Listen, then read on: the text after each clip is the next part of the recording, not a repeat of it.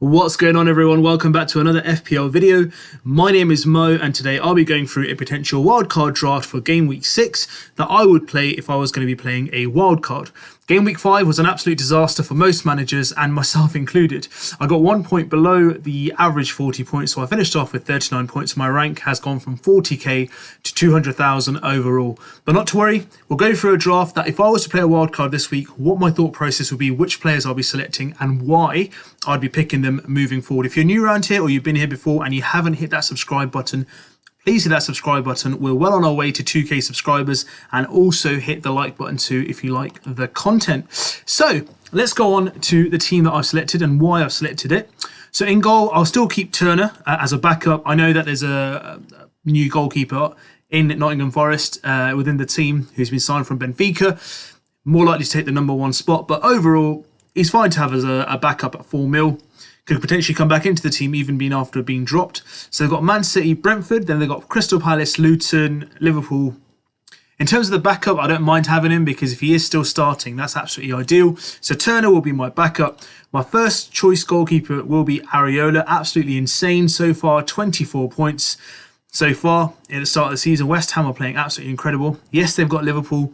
Then they've got Sheffield United at home, Newcastle away, and that's when the fixtures then change from game week 9 all the way, I'd say, all the way up to potentially game week 17.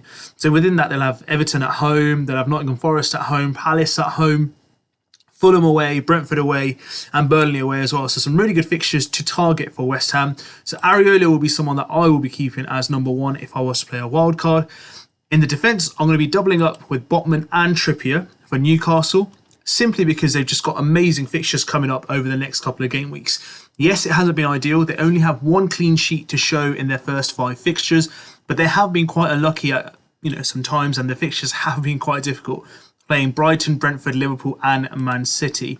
But look at their fixtures moving forward: Sheffield United, Burnley, West Ham, Crystal Palace, Wolves. They've got a difficult fixture against Arsenal, and Bournemouth either side of that as well. So doubling up on the defence of Newcastle, I should say. Strikers or front forward line, I'm not too keen on because of the rotation with the Champions League. But I think with Kieran Trippier and Botman, they should be fairly nailed in terms of starting week in, week out for the Premier League. The next defender I've gone for is Matty Cash. He's been very offensive over the last couple of game weeks, and to be fair, he's unlucky not to have scored more. He was unlucky to score an own goal against Liverpool as well. But overall, not a bad shot. 2 goals so far this season, and in terms of fixtures for Aston Villa, you can just see plenty of greenery from basically game week, I'd say 8, all the way up to game week 14, which has Wolves, West Ham, Luton, Forest, Fulham and Bournemouth within those fixtures. So I'd like to get a piece of those fixtures as well. And going up with Matty Cash, you've always got the offensive side from Aston Villa, and I think it would be a good shout to have him in. I know they've got Europe as well, but overall, he's a good player to have. He can slightly, go ahead forward, and Bundia could actually cover, or Bailey could cover at right back for him. So that's why I think he's a very good pick to have in the squad. At 4 mil, the only reason I've chosen Kabora is because of the double game week. So you could literally have him in game week 7 for that double game week, and then you can leave him on your bench. Otherwise, Luton haven't had much to write home about, and they've been absolutely awful in the first couple of game weeks, conceding far too many goals, 5 goals already, and literally they can't keep a clean sheet. But Issa Kabore, nice to have. He'll get regular minutes off the bench, and he's quite attacking as well. And we've already talked about Botman. Last but not least is Udogie for Spurs. Now, he's had a good start so far. In the 5 starts, he's already got 2 assists and plenty of bonus points to show. The next 2 fixtures aren't ideal, so it's always good to leave him on the bench for those. But then Luton, Fulham, Crystal Palace and Wolves are decent fixtures for him to have over the next 7 game weeks, so you can always bring him in and rotate them with other players who might have a difficult fixture. So that's always good to have, and I think with Spurs, with the attacking offensive kind of output that they've had, I really want to ensure that I have some coverage of Spurs defence. So Udogie will be in there, and that's my back line.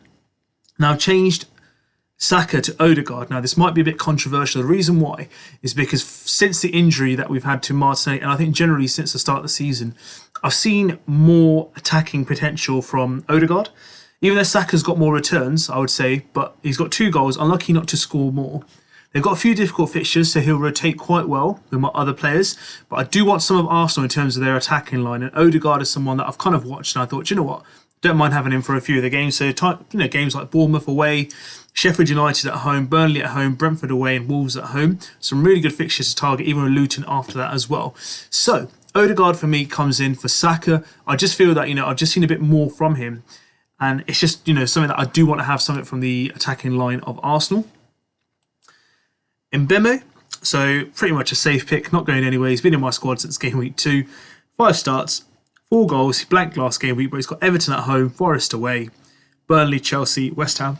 So some really good fixtures. Even Manchester United, they're conceding goals left, right, centre. But I think overall, Brian Mbeumo, penalty taker, pretty much nailed for 90 minutes.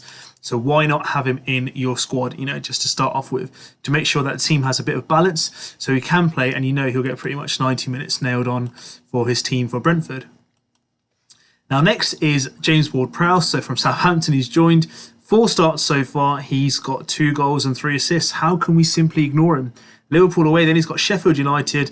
Newcastle's a tough one, but then from game week 9, if you look at his run, he's got Aston Villa, Everton, Brentford, Nottingham Forest, Burnley, Crystal Palace, Spurs, Fulham, Wolves. They're really good fixtures, to be fair. I don't see him being rotated or benched, but otherwise he pretty much plays guaranteed 90 minutes. Can get an early sub, which he did in game week 2. But I think generally he's quite a safe pick. Can he continue those numbers? With those fixtures definitely coming up, I think it's going to be interesting to see. And I am very tempted to own him in my squad. I'm definitely going to keep Mo Salah. Back to more season so far. Mr. Reliable, 6 returns so far in 5 games with 2 goals and 4 assists.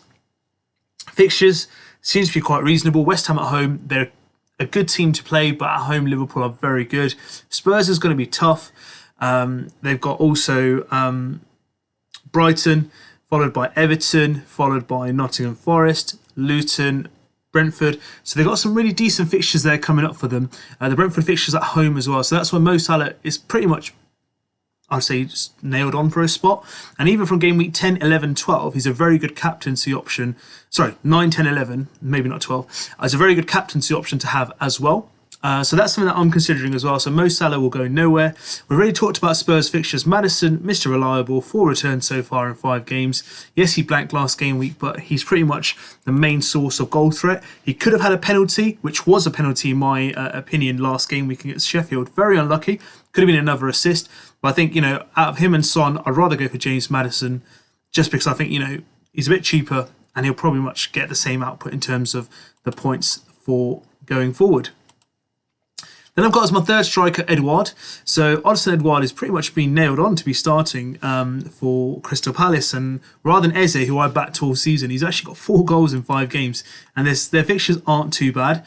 Even the Manchester United away, Crystal Palace tend to do well at Old Trafford. Nottingham Forest at home. Newcastle away is the only tough fixture with Spurs at home. I think might be a good game. Then Burnley, Everton, Luton, West Ham. Bournemouth, there's some really good fixtures to target. A good player to have. Let's just say if Alvarez is benched or rotated. And then we've got Alvarez, has to be in. He's probably one of the most transferred players in so far. 7 returns in 5 games.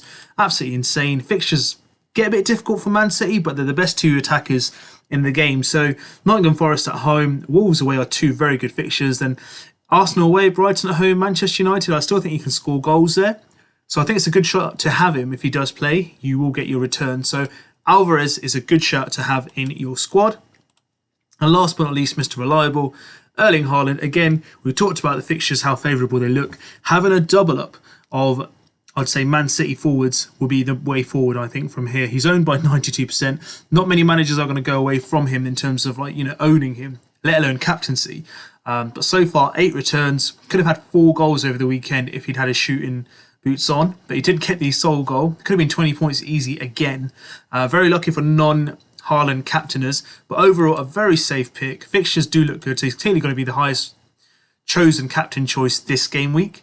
But I think, with Erling Haaland moving forward, there are chances that, as I said, in game week 9, 10, 11, he's got Brighton at home, Manchester United away and Bournemouth at home, but Salah has some really incredible fixtures as well. That's when I'll probably go Salah as captain. I'm very tempted to do so, so we'll have to wait and see. But overall, I'd say I'm quite content with this draft, to be fair. There could be a nice, I'd say 3-5-2, maybe even 3-4-3 on some occasions. 4-4-2 if I fancy it as well. But if this was a wild card I was playing, guys, this would be the team that I'd potentially go for. Of course, I've already played my wild card, so I'm not going to hit that. I'm not going to take a 32-point hit, as tempted as I am. But overall, I think this would be a very nice balance of the squad. Not too heavy on certain teams, not too much invested in certain players, but I think there's a good balance to the squad. And I've got nearly 0.4 mil, almost half a mil, if I do want to, you know, get some additional players into my squad if I do need to make any movements due to injuries. There's Champions League going on as well. So that's what it looks like, guys. Let me know what your thoughts are. If you like this video, give it a like. And if you haven't subscribed yet, guys, please hit that subscribe button. We're well on our way to that 2K subscribers mark. Join the family, and I'll be bringing you all the best content for FPL this season. Till next time, take care, stay tuned, have a good one.